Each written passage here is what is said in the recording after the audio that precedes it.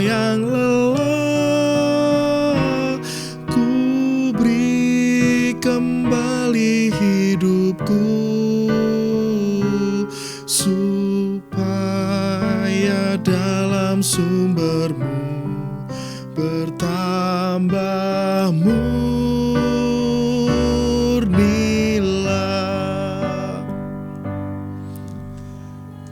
Saudara-saudara, kembali lagi bersama saya Christian Adi Pamungkas dalam program Injil dalam Melodi.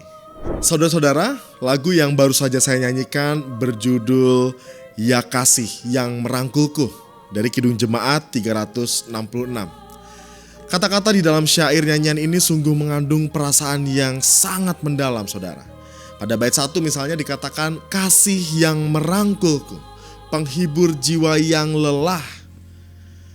Kita dapat membayangkan bagaimana penggunaan kata atau pemaknaan kata di dalamnya, ya. Kasih yang merangkulku, penghibur jiwa yang lelah, pada bait yang ke-1.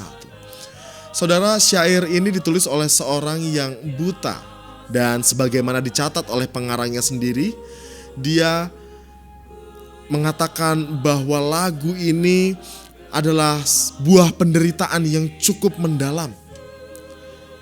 Dia adalah George Matheson, pencipta lagu Ya Kasih yang Merangkulku, lahir tahun 1842.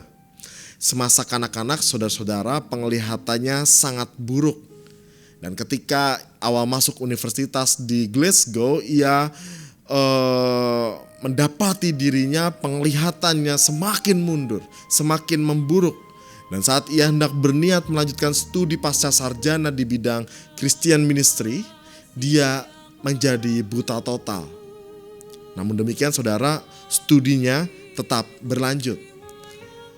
George Matheson tidak sendiri, saudara. Adik perempuannya pun memberikan dukungan kepada Matheson dengan ikut belajar bahasa Yunani, bahasa Latin, dan bahasa Ibrani untuk mendampingi Matheson dalam studi teologinya. Adik perempuannya ini melakukan dengan setia mendampingi kakaknya. Namun, semangat Matheson pun akhirnya mulai runtuh ketika tunangannya enggan menikah dengan seorang buta.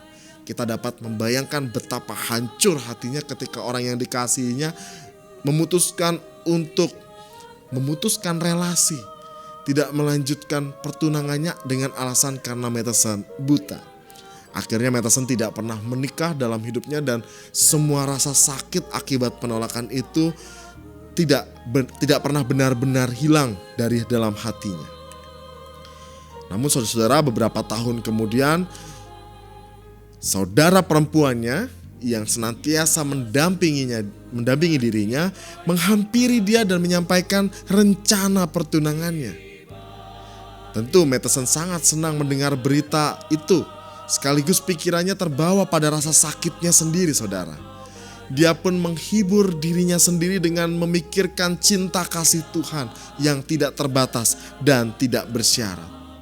Atas pengalamannya itulah dia menuliskan sebuah hymn yang berjudul A Love That Will Not Let Me Go, atau dalam bahasa Indonesia, Ya Kasih yang Merangkulku, tepat pada tanggal 6 Juni 1882. Jadi kita dapat menyaksikan bahwa kisah lagu ini, nyanyian ini ditulis dari buah rasa sakit hati, juga mungkin senang karena ketika Matheson mendengar rencana pertunangan adiknya. Bayangkan, saudara, ketika rasa senang dan rasa duka itu bercampur menjadi satu.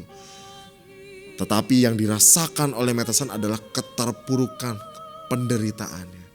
Apa yang terjadi pada tanggal 6 Juni 1882 ketika ia akhirnya menciptakan lagu atau menciptakan syair ini? Pada waktu itu, saudara, Matheson sendirian di rumah. Dan hari itu adiknya menikah dan seluruh keluarga menginap di Glasgow. Sekali lagi Matheson sendirian di rumah. Terjadilah sesuatu pada dirinya ketika itu, timbul perasaan sedih yang amat sangat dalam gitu ya, sukar untuk dijelaskan. Mungkin pernahkah di antara kita yang merasakan demikian, saudara? Kita merasakan keterpurukan, sedih yang sangat begitu dalam yang sulit dikatakan dengan kata-kata, sulit untuk dijelaskan dengan kata-kata. Dan lagu yang kita bahas hari ini, Ya Kasih Yang Merangkulku, adalah syairnya itu hasil dari penderitaan, keterpurukan dan rasa sedih itu. Dalam sebuah catatan, saudara, George Matheson mengatakan seperti ini. Syair itu jadi dalam waktu kurang lebih 5 menit. Waktu kurang lebih 5 menit saja dan tidak perlu saya perbaiki lagi. Padahal saya bukan ahli irama. Tidak pernah saya berhasil menulis syair seperti itu lagi. Kemudian syair tersebut dimuat dalam majalah gereja dan 1 tahun kemudian Komisi Musik Gereja di Skotlandia meminta Albert Pease, saudara, tahun 1885, pemain organ yang sangat handal, untuk mengarang melodinya. Kemudian Albert Pease sendiri mencatat seperti ini, saudara. Syair ini sungguh menyentuh hati saya dan lahirlah melodi yang saat itu juga indah bersanding dengan syair itu. Itulah penggalan kisah di balik kidung Ya Kasih Yang Merangkulku. Sebuah lagu yang sangat dalam, syairnya dalam dan melodi lagunya pun dalam. Mari kita lihat saudara, bait demi bait dalam lagu ini. Di bait yang pertama tadi dikatakan, Ya Kasih Yang Merangkulku. Bayangkan saudara, dalam keteduhan, dalam kesendirian dengan irama melodi lagu yang begitu syahdu. Ya Kasih Yang Merangkulku, penghibur jiwa yang lelah, ku beri kembali hidupku supaya dalam sumbermu bertambah murnilah.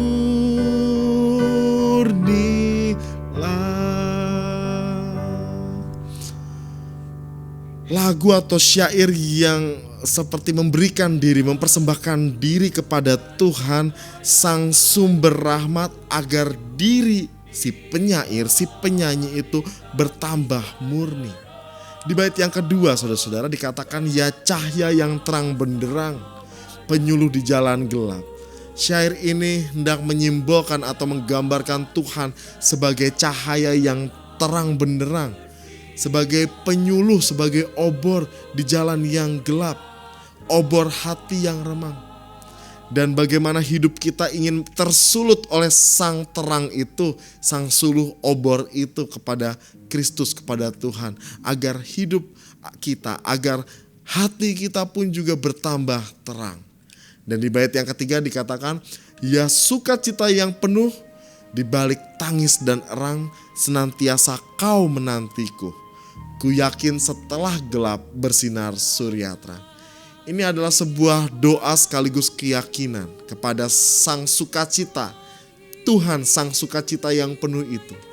Di mana sang pemohon, sang penyair menyatakan bahwa di balik tangis dan erang dan kesedihan itu, dia yakin bahwa setelah gelap akan bersinar surya yang terang.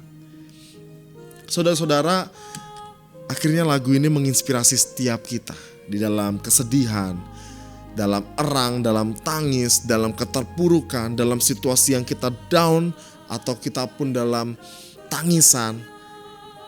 Lagu ini mengajak kita bahwa di dalam keteduhan, di dalam keheningan, Kristus, Allah Sang Kasih itu memeluk kita, merangkul kita.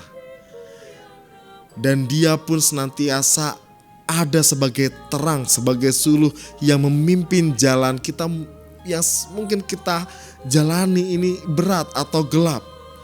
Tetapi di sini kita diajak untuk menyulutkan atau ikut memberi diri kepada Tuhan, supaya api dari Tuhan, terang dari Tuhan itu juga boleh menyala di dalam hati kita. 1 Tawarik 21 ayat 13 berkata demikian, Biarlah kiranya aku jatuh ke dalam tangan Tuhan, sebab sangat besar kasih sayangnya. Mungkin dalam perjalanan hidup kita bisa jatuh, kita bisa patah, kita bisa down. Tetapi bersamaan dengan itu, biarlah diri kita pun juga jatuh ke dalam tangan Tuhan, karena kasih Tuhan yang begitu besar. George Matheson mendapati cinta yang tidak meninggalkan, bahkan di saat-saat tergelap hidupnya. Demikian pun dengan kita saudara-saudara, kita pun juga mendapati cinta yang tidak akan meninggalkan kita, bahkan di saat-saat hidup kita yang paling gelap. Tuhan menyertai kita.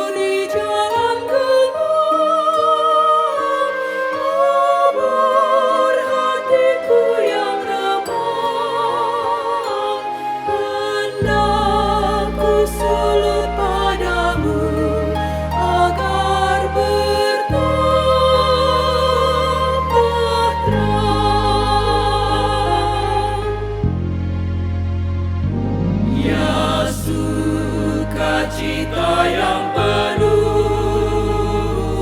di balik tangis dan derang, sentiasa kau menantiku. Ku yakin setelah gelap bersinar surya terang.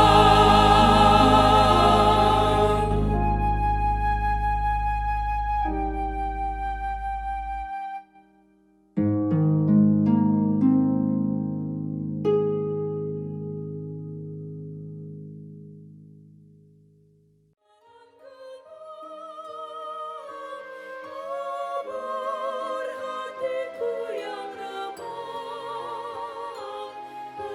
hendak ku sulut padamu agar bertambah terang.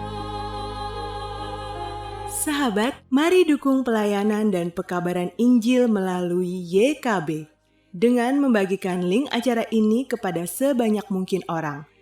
Dukungan juga dapat saudara lakukan dengan mentransfer dukungan finansial ke rekening BCA ke nomor 450 305 2990 450 305 2990 atas nama Yayasan Komunikasi Bersama.